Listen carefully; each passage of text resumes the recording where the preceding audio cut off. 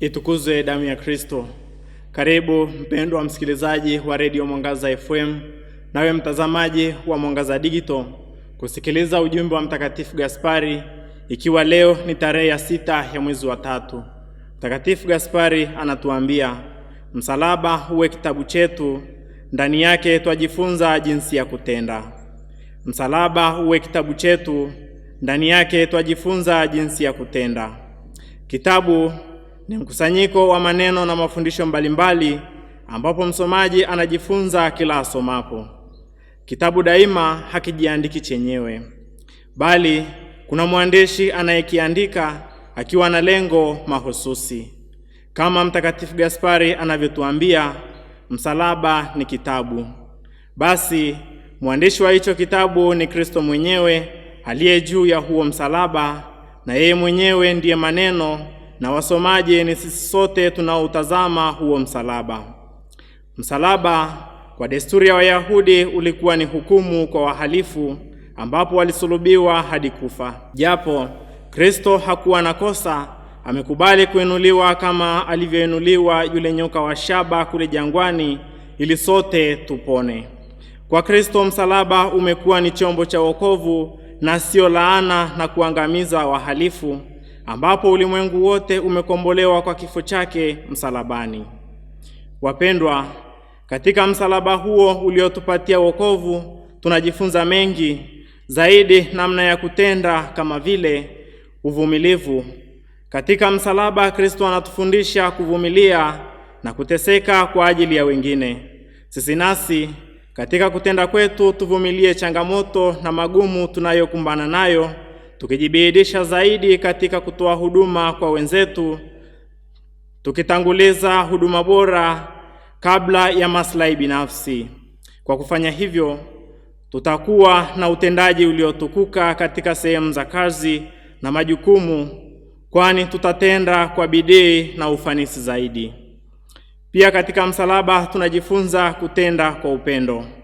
Kristo anaonyesha upendo wa hali ya juu kabisa wa kutoa uhai wake hata kufa msalabani kwa ajili yetu. Nasi kila kitu katika utendaji wetu tujitahidi, moyo uliojaa upendo ndio unaopaswa kutangulia. Upendo utakapotawala daima, tutaona namna tutakavyofanya kazi zetu kwa ufanisi na kwa umahiri kabisa, kwani tutataka kuona kitu bora na kizuri kitakachovutia kutenda kwa upendo. Kristo anaonyesha upendo wa hali ya juu kabisa wa kutoa uhai wake hata kufa msalabani kwa ajili yetu. Nasi kila kitu katika utendaji wetu tujitahidi, moyo uliojaa upendo ndio unaopaswa kutangulia kwanza.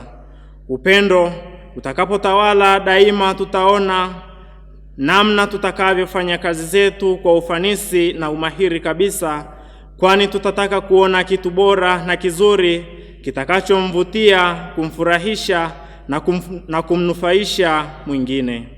Mtakatifu Paulo anatuambia upendo kushinda yote. Katika msalaba tunajifunza kutenda kwa unyenyekevu. Kristo ni mfano wa unyenyekevu, kwani hakuona kule kuwa sawa na Mungu ni kitu cha kung'ang'ania, bali alijitwalia hali ya mtumishi hata kufa kifo cha aibu msalabani. Hata sisi katika maisha na kutenda kwetu tuwe watu waliojaa unyenyekevu, tulio daima tayari kujishusha na kuwasikiliza wengine na kuwasaidia katika mahangaiko yao. Unyenyekevu ukiwepo, hatutosikia hata kidogo kauli kama unajua mimi ni nani, bali tutasikia maneno kama karibu nikuhudumie, una changamoto gani? Katika msalaba tunajifunza kujisadaka. Tunaona Kristo anajitoa sadaka mwenyewe msalabani, sio kwa ajili yake bali kwa ajili yetu sote. Nasi tunaalikwa kujitoa kabisa kwa ajili ya wengine. Tuwatazame wengine kwanza badala ya kuwa na ubinafsi. Tuone kila mmoja anafaidika kwa namna gani na huduma yangu pale nilipo, na sio kujitazama mwenyewe na namna nitakavyonufaika au kuanza kujilimbikizia mali na huku wengine wanateseka. Wapendwa, daima tujifunze kwa Kristo. Kila tunapoutazama msalaba, utusaidie kutafakari kwa kina, kujifunza, na uwe ni mwanzo wa mageuzi katika maisha yetu na utendaji wetu. Itukuzwe damu ya Kristo. Niliyekuletea tafakari hii ni mimi Frateri Colin Stem wa Shirika la Wamisionari wa Damu Takatifu ya Yesu.